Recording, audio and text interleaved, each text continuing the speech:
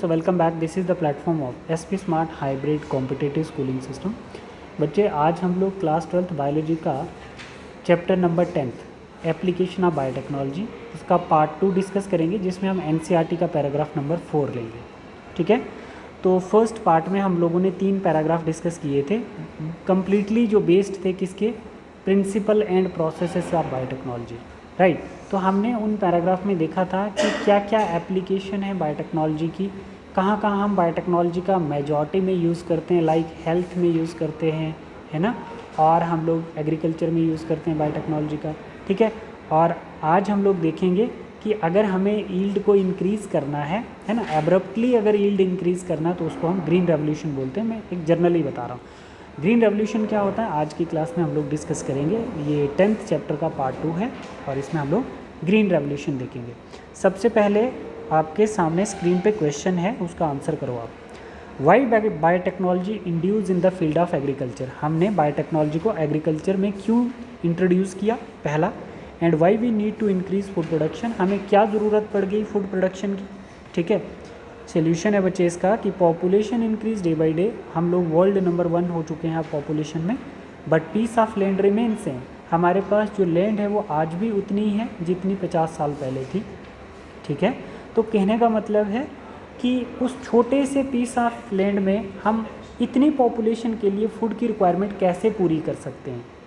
ठीक है, इसलिए हमें बायोटेक्नोलॉजी की हेल्प से मतलब कम एरिया में ज़्यादा प्रोडक्टिविटी करनी है, उसको हम ग्रीन रेवोल्यूशन बोलते हैं। राइट, देखो अब देखो जैसे हमारे पास क्या होता है, हमारे पास क्या होता है बच्चे, मैं आपको बताता हूँ कि रिसोर्स में हमारा क्या आ जाता है, फूड। रिसोर्स में क्या आ जाएगा, फूड। ठीक, और हमेशा रिसोर्स मल्टीप्लाई करता है 1 2 3 4 5 6 7 ऐसे करके रिसोर्स मल्टीप्लाई करता है। राइट, तो इस ग्रोथ को हम बोलते हैं arithmetic growth. Resource always arithmetic growth show करता है। राइट, बट जो आपकी पॉपुलेशन इंक्रीज़ है बच्चे, वो जियोमेट्रिक ग्रोथ शो करती है, जैसे 1 से 2 फिर 4 8 16 32 64 128 256। राइट, तो अब मुझे एक बात बताओ, अगर मेरे पास एक रिसोर्स है तो एक पॉपुलेशन सर्वाइव करेगी ना, 2 रिसोर्स हैं तो 2 पॉपुलेशन सर्वाइव करेंगी, 3 रिसोर्स हैं तो 4 पॉपुलेशन नहीं, 1 एलिमिनेट हो जाएगा। अगर 4 रिसोर्स हैं तो 8 पॉपुलेशन सर्वाइव नहीं कर पाएंगी बच्चे, 4 एलिमिनेट हो जाएंगी। तो कभी आज तक किसी को बोला गया कि खाना ख़त्म हो गया चलो भाई मर जाओ तुम लोग, ऐसा कभी बोला? ऐसा नहीं। बायोटेक्नोलॉजी की ज़रूरत पड़ जाती है यहाँ पर। बायोटेक्नोलॉजी क्या कर देती है, यील्ड इंक्रीज़ कर देती है। बायोटेक्नोलॉजी यील्ड इंक्रीज़ कर देगी जिससे हमारे पास एग्जिस्टिंग पॉपुलेशन पेट भर के खाना खा पाए, है ना। तो हम स्टार्ट कर देते हैं ग्रीन रेवोल्यूशन। ग्रीन रेवोल्यूशन का मतलब हम उसी पीस ऑफ लैंड में प्रोडक्टिविटी को कैसे इंक्रीज़ कर सकते हैं। ठीक, तो स्टार्ट होगी ग्रीन रेवोल्यूशन। ग्रीन रेवोल्यूशन में इम्प्रूव्ड क्रॉप्ड वैरायटी हम लाएंगे, है ना। इम्प्रूव्ड क्रॉप्ड वैरायटी का मतलब जो कम समय में ज़्यादा प्रोडक्टिविटी, छोटे एरिया में ज़्यादा productivity, high yield variety of crops was bought from the US, हमने यूएस से लाई थी हाई यील्डिंग क्रॉप वैरायटी। ठीक है, and introduce in the native agriculture, अपने खेतों में हमने लगा दी। कहाँ पे, यूपी में पहली बार इसका ट्रायल हुआ था। ठीक है, साउथ यूपी में। तो उससे क्या हो गया बच्चे, सक्सेसफुल भी हुआ था, लीड टू हाई यील्ड और production of crops and foods. ठीक है, जिसकी वजह से हाई पॉपुलेशन तक हम खाना पहुंचा पाते हैं। ठीक है, तो बोला जाता है कि जो एग्रोकेमिकल बेस्ड मतलब pesticide, insecticide, fertiliser, chemical based जितनी भी आपकी फूड होती थी, है ना, एक तो वो एग्रीकल्चर में मोस्ट एक्सपेंसिव मानी जाती है। हर एक फार्मर जो है, हर एक फार्मर वो एफर्ट थोड़ी कर सकता बच्चे की स्प्रे करेगा क्रॉप में, फर्टिलाइज़र डालेगा। ठीक है, तो ये एग्रोकेमिकल बेस्ड थोड़ा मच कॉस्टली है। ठीक है, और लॉन्ग टर्म के लिए कैसा है, अनहेल्दी भी है। तो इसको हम बोलते हैं कन्वेंशनल मेथड। कन्वेंशनल मेथड का मतलब होता है बच्चे कि नेचुरल जो हम ब्रीड कर रहे हैं क्रॉप को, ये कन्वेंशनल मेथड एक नॉर्मल मेथड है, ऑर्गेनिक फार्मिंग है, बट इस फार्मिंग से हम कंप्लीट रिक्वायरमेंट जो फूड की है करंट पॉपुलेशन की पूरी नहीं कर पाते हैं, इसलिए हमें यूज़ करना पड़ रहा है बायोटेक्नोलॉजी मेथड। तो देखते हैं बच्चे बायोटेक्नोलॉजी मेथड में हम क्या करते हैं। ठीक है, तो पहले आप इसके पैराग्राफ को पढ़ लो ज़रा, ये क्या बोल रहा है। बोल रहा है कि green revolution succeed in tripling the food supply. Green revolution क्या करती है बच्चे, फूड सप्लाई को ट्रिपल कर देती है। But yet it was not enough, but फिर भी इतनी ज़्यादा नहीं हो पाई कि जिससे हमारी ग्रोइंग पॉपुलेशन फीड कर पाए। Increase yield have partially been due to the use of improved crop. तो हमने यील्ड जो इंक्रीज़ किया है तो वो हमने इम्प्रूव्ड क्रॉप का जीन यूज़ किया है, ठीक है, but mainly due to use of better management practice. ये सब भी तभी पॉसिबल होगा जब आप प्रॉपर उसमें एक बेटर मैनेजमेंट प्रैक्टिस करेंगे, लाइक टिलिंग करेंगे, प्लाउइंग करेंगे, वाटर लॉगिंग करेंगे। ऐसा नहीं है कि हमने अच्छी वैरायटी का जीन वाला सीड लाया तो अब वो खुद ब खुद बनेगा, नहीं, उसमें मैनेजमेंट की ज़रूरत है, बेटर मैनेजमेंट की। And use of agrochemical fertiliser and pesticide, और आप उसमें अगर पेस्टिसाइड फर्टिलाइज़र भी यूज़ कर रहे हैं बच्चे तो भी आपको बेटर मैनेजमेंट प्रैक्टिस करना ही पड़ेगा। However for farmer the developing world होता है बच्चे जो कंट्रीज़ अभी उतनी प्रॉपर विकसित नहीं है, मतलब डेवलप्ड की तरफ जा रही है। Agro chemicals are often too expensive. किसी भी डेवलपिंग कंट्री के लिए एग्रो केमिकल एग्रीकल्चर करना, एग्रो केमिकल बेस्ड एग्रीकल्चर करना बहुत ज़्यादा एक्सपेंसिव हो जाएगा। ना ही तो वो फर्टिलाइज़र खरीद पाएगा, ना ही वो पेस्टिसाइड इतनी स्प्रे वगैरह डाल पाएगा। And further increase in yield with existing varieties, है ना, तो वो एग्जिस्टिंग वैराइटी से ही अपना यील्ड इंक्रीज़ करेगा। Are not possible using conventional breeding, ठीक है।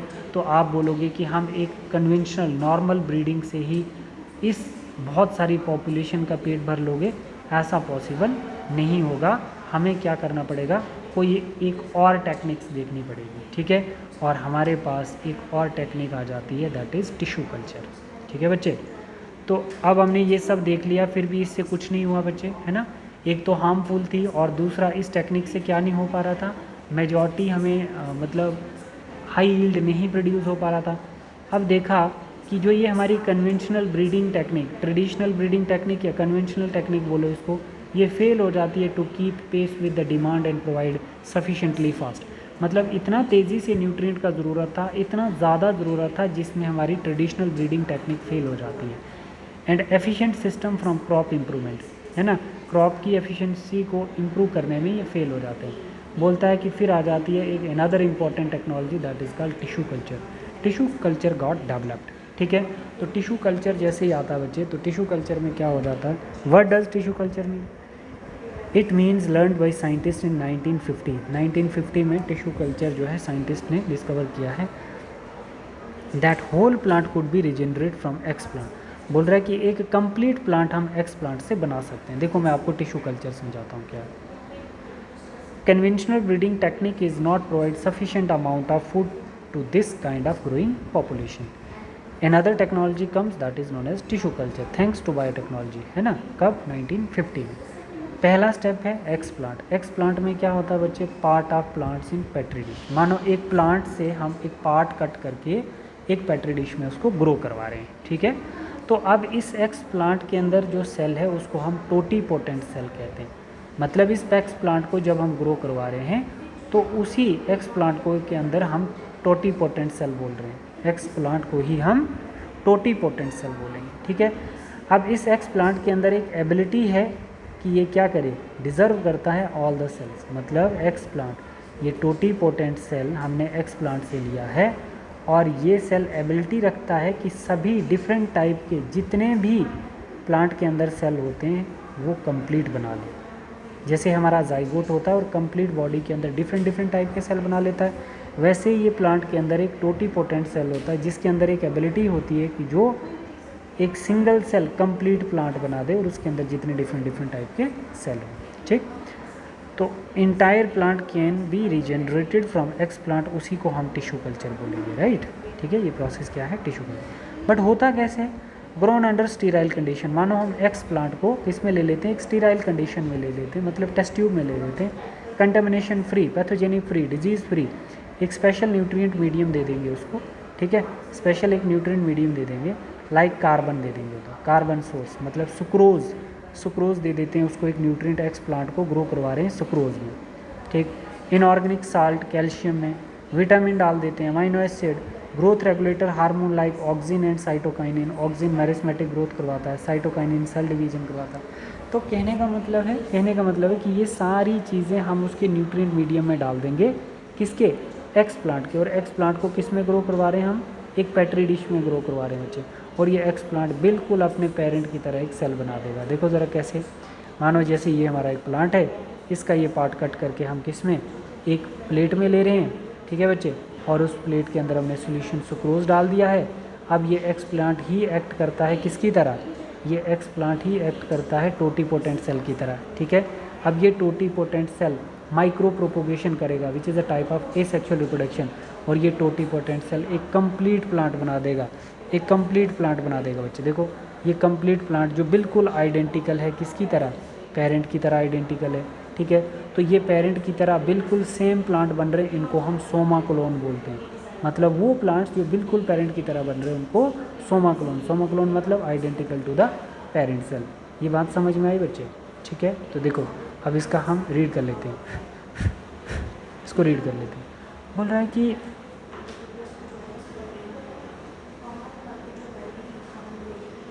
देखो कैसे टिश्यू कल्चर होता क्या है। टिश्यू कल्चर में हमने देखना है बच्चे, it was learn scientist 1950 the whole plant regenerative from explant, है ना। Any part of the plant taken out, ये प्रोसीजर है कि कैसे करते हैं। किसी एक प्लांट का पार्ट हम लोग निकालते हैं और ग्रो करवा देते हैं उसको टेस्ट ट्यूब में, अंडर स्टीराइल कंडीशन में, स्पेशल न्यूट्रिएंट देंगे उसको। This capacity to generate a whole plant from any cell, उसको हम एक्स प्लांट या टोटीपोटेंट सेल कहलाएंगे, ठीक है। You will learn how the accomplish this higher classes, और ज़्यादा डिटेल में आप ऊपर वाली क्लासेस में जाके देखोगे पार्ट 1, 2, 3 में। It is important to stress, it is important to stress, आपको ध्यान देना है, आपकी टेंशन को विदड्रॉ कर रहा हूँ। Here that nutrient medium must provide, हम क्या न्यूट्रिएंट मीडियम देते हैं एक्स प्लांट को, carbon source like sucrose, inorganic salt like calcium, vitamin, amino acids and growth regulator like oxygen and cytokine, ठीक है बच्चे, यहाँ तक समझ आ गया। अब कुछ और इसमें पॉइंट अभी रहते हैं। By application of this method it is possible to achieve propagation of a large number of plant in a very short duration, कम समय में इस टेक्निक से हम ज़्यादा से ज़्यादा प्लांट प्रोड्यूस कर सकते हैं। तो ज़्यादा प्लांट होंगे तो ज़्यादा प्रोडक्टिविटी होगी। This method of producing thousand of plant through tissue culture, तो मोस्ट सक्सेसफुल है ये बच्चे। इस कॉल्ड माइक्रो प्रोपोगेशन, जिसमें आप कम समय में एक प्लांट के किसी एक पार्ट से बहुत सारे सेम पेरेंट की तरह प्लांट बना रहे हो, तो उस टेक्निक को आप माइक्रो प्रोपोगेशन कहते हैं। Each of these plant will genetically identical to the original parent from they were grown, जिससे वो ग्रो हुए थे बच्चे बिल्कुल सेम उसी अपने पापा की तरह ही वो प्लांट्स बन जाते हैं। दे आर कॉल्ड, उनको हम सोमा क्लोन्स बोलते हैं। Many important food plants like, जैसे हमने किस किस प्लांट का किया है, टोमेटो का, बनाना का, एप्पल्स का, have been produced on commercial scale using this method, तो हम मार्केट में कमर्शियल स्केल पे भी इनको इस टेक्निक से बना के सेल कर देते हैं। Try to visit to tissue culture laboratory with your teacher to better understanding and appreciate the process. अगर आपको देखना है तो आपको टिश्यू कल्चर लेबॉर्ट्री जाना पड़ेगा और वहाँ पर इस प्रोसेस को अच्छे से देखना पड़ेगा, ठीक है। अब एक और पॉइंट है आपके पास, पैराग्राफ नंबर 7 में क्या कह रहा है, another important application of the method of the recovery of, अब यहाँ पे बता रहा है कि बायोटेक्नोलॉजी का एक और इम्पॉर्टेंट हेल्प है हमें, कि कभी भी हम लोग किसी डिजीज़ प्लांट को हम हेल्दी प्लांट कैसे बना सकें, मतलब healthy plant from disease plant, किसी डिजीज़ प्लांट से हम हेल्दी प्लांट कैसे बना सकते हैं। देखो इसका प्रोसेस है, even if the plant is infected with virus, मानो कोई प्लांट वायरस से इन्फेक्टेड है, हम क्या करेंगे, उस प्लांट के, उस डिजीज़ प्लांट के मेरिस्मेटिक सेल, मतलब एपिकल सेल और एक्सिलरी सेल, ये फ्री होते हैं वायरस से, ये वायरस से फ्री होते हैं। तो मानो जैसे मैं यहाँ पे ये बोल रहा था, तो ये प्लांट का एपिकल बड हो गया, ये एक्सिलरी बड हो गया, तो हम इन दोनों सेल को निकाल देंगे, इन दोनों सेल को निकाल देंगे, क्योंकि ये डिजीज़ फ्री होते हैं बच्चे, ये एक्स प्लांट की तरह एक्ट कर देते हैं, इनको न्यूट्रिएंट मीडियम प्रोवाइड करेंगे, ये सोमा क्लोन बना देंगे, एक नॉर्मल प्लांट बना देंगे। तो था कैसा ये, पहले इसमें वायरस था, ये डिजीज़ प्लांट था, कैसा था, ये डिजीज़ प्लांट था बच्चे, डिजीज़ प्लांट था, और हमने इसके ये सेल निकाले और उनको हमने न्यूट्रिएंट मीडियम प्रोवाइड किया, ये बिल्कुल पेरेंट की तरह एक नॉर्मल प्लांट बना गए, क्योंकि एपिकल बड में वायरस नहीं होता है। समझ आई, देखो ना क्या बोल रहा है, the meristematic is free of virus, hence one can remove the meristematic and grow it in the in vitro to obtain virus free plant. Scientist have succeed the culturing meristematic of banana, sugar cane, potato, इनमें हम लोगों ने, अगर potato में कोई disease आती है तो हम डिजीज़ फ्री प्लांट बना लेते हैं, शुगर केन में, बनाना में, हमने ये टेक्निक उसमें यूज़ की हुई है बच्चे, ठीक है। तो देखो जैसे स्टेप 1 में डिज़ायर प्लांट है जो meristematic cell is extracted out. Desire plant कौन सा, मतलब जिसमें डिजीज़ थी उसका एपिकल हमने निकालना है। Meristematic act as a explant, ठीक। तो ग्रो करेंगे उसको, grow in a healthy plant, virus free plant बना देंगे, है ना। तो मेरिस्मेटिक सेल की क्या प्रॉपर्टी है, ये रैपिडली ग्रो कर देता है, डिवाइडिंग करता है। Meristematic sell out run of replicating virus, पूरे प्लांट में वायरस रेप्लिकेट करता है बट मेरिस्मेटिक जोन पे वायरस नहीं होता है, ठीक है। इसीलिए हम इसको क्या बोलते हैं, एंटीवायरल कंपोनेंट भी बोलते हैं। तो apical meristematic tip of the shoot and axillary meristematic axis of leaf in stem, ठीक है। तो यहाँ तक बच्चे हम लोगों ने बहुत अच्छे से इसको डिस्कस किया है, ठीक है। तो नेक्स्ट क्लास में हम लोग पैराग्राफ नंबर 8 डिस्कस करेंगे। अब इसमें देखेंगे कि हम दो प्रोटोप्लाज्म को फ्यूज़ करके हम कैसे टोमेटो बनाते हैं, टोमेटो और पोटैटो को फ्यूज़ करके। तो वो हम लोग नेक्स्ट क्लास में बच्चे डिस्कस करेंगे, ठीक है। Thank you, God bless you.